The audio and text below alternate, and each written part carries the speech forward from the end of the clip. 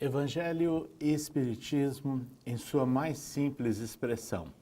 É o programa em que nós comentamos, numa sequência, o Evangelho segundo o Espiritismo, uma obra básica de Allan Kardec que tem muita importância, para a nossa compreensão a respeito de doutrina espírita e principalmente do Novo Testamento à luz do Espiritismo. Nós estamos já há alguns programas analisando o capítulo 5 deste livro, que é intitulado Bem-aventurados aflitos. Aliás, é na verdade um capítulo da mais alta importância dentro desse livro de Kardec, porque nos traz esclarecimentos, consolo, alento para as nossas vidas. E hoje nós daremos também continuidade ao estudo de versículos que Kardec coloca no início do capítulo. Já estudamos os versículos de Mateus e iniciamos o estudo de versículos de Lucas.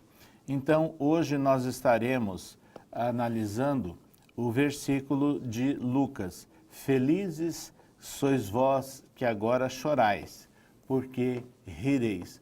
Vamos então entender, na ótica do Espiritismo, que choro é esse, que possibilidade é essa de um riso no futuro.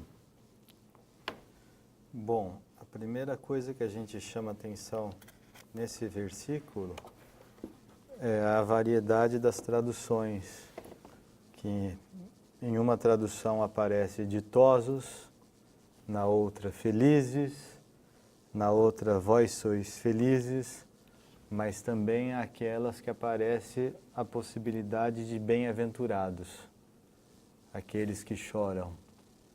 Então, o sentido, na verdade, é aquele mesmo que a gente já vem trabalhando aqui dentro desse capítulo.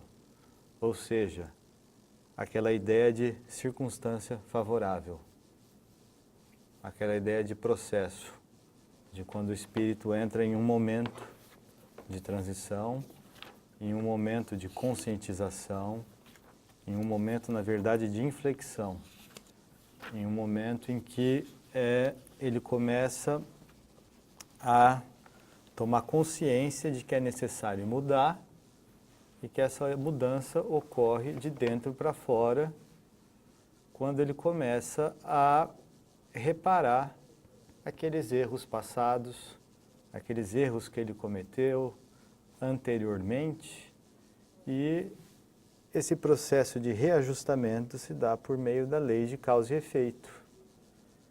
E é um processo de harmonização segundo a lei de amor e segundo aquele parâmetro da ideia de que Deus é soberanamente bom e justo. Essa é a premissa que Kardec nos traz aqui no item 3, da justiça das aflições. Então a premissa básica é: Deus é soberanamente bom e justo. Não pode agir por capricho, nem com parcialidade. As vicissitudes da vida têm, pois, uma causa, uma vez que Deus é justo. Essa causa deve ser justa. Então, se nós estamos chorando hoje, é porque isso é justo e tem alguma causa, essa causa provavelmente está no nosso pretérito espiritual. Aí essa ideia de choro. Não é qualquer tipo de choro que Jesus está se referindo. Não é um choro por capricho, um choro no sentido egoísta do termo, aquele choro individualista. O choro, aqui no termo, na palavra original, na palavra que, no caso, que está no termo grego ali por trás do Novo Testamento, reflete exatamente o que está no título do capítulo, a ideia de aflição, e não propriamente chorar. Então, mas também não é desespero, né? Não é desespero. Na verdade, é assim, é aquela sensação, aquele sentimento de expressar tristeza. É sobre a morte ou perda, a morte de alguém ou perda de algo. Então a gente sente essa tristeza sobre isso. Então tem aflição, tem tristeza, tem lamento, tem lamúria. Então a gente também tem essa sensação de lamúria, a gente reclamar, essa coisa, nesse sentido, dessa coisa, a gente está envolto nessa névoa, às vezes, disso, a gente está dentro disso. Mas Jesus aponta o caminho para a gente nos guiar, a gente olhar para o alto, para não ficar envolto e preso nesse turvelinho. Então o sentido seria um pouco esse. Mas que morte é essa que a gente estaria lamentando? Porque se tem um pouco essa ideia de luto, essa ideia de perda de algo, essa ideia de morte estaria ligado a uma morte específica. E essa resposta vem um pouco em Paulo, em Efésios, quando ele diz que, quanto ao trato do passado, vos despojeis do homem velho que se corrompe pelas concupiscências do engano e vos renoveis no espírito da vossa mente e vos revistais do novo homem que, segundo Deus, é criado em verdadeira justiça e santidade. Então, na verdade, é esse nosso processo de despojamento do homem velho. Então, é a morte do homem velho dentro de nós. Então, é esse homem velho que está agonizando e, naturalmente, a gente tem um apego a esse homem velho que está dentro de nós, a esses nossos hábitos. Então, a gente está nesse processo de quase luto mesmo, esse processo de desprendimento. Daí a gente chora, mas Jesus diz, vocês, bem-aventurados vós que agora choram, que estão passando por esse sofrimento, porque vocês um dia se regozijarão, rirão, encontrarão felicidade, porque esse processo de sofrimento é uma transição, é temporário. E esse rir pode significar também ser consolado. Hoje você chora, amanhã você vai rir, mas o rir seria amanhã você vai ser consolado, você vai encontrar o consolo para todas as suas dores e sofrimentos. E aí tem um fato interessante nesse raciocínio, é o teste, né? A pessoa que sofreu, passou por momentos difíceis, supera, aí ela passa a ter uma outra visão, uma outra sensação, que é o momento que ela estaria sorrindo. E Allan Kardec ele coloca nesse capítulo uma mensagem assinada pelo espírito Lacordaire, Bem e Mal Sofrer, onde ele faz comentários muito oportunos e faz inclusive uma comparação muito própria, inclusive para a época que Kardec viveu, que o militar que não é enviado às linhas de fogo não fica satisfeito porque o repouso do campo não lhe garante a promoção.